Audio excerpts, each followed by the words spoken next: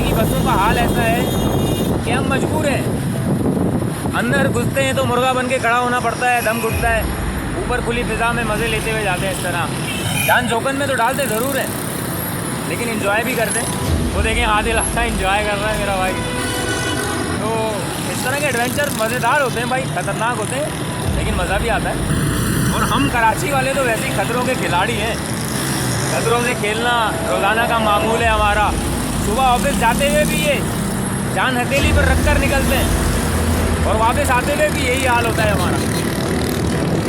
खुश हैं हम लोग, हमारे लिए गवर्नमेंट कुछ ना करे भाई, ना करे, हम फिर भी खुश हैं, मस्त हैं, अल्हम्दुलिल्लाह अल्हम्दुलिल्लाह। भाई आप लोग खुश हैं या नहीं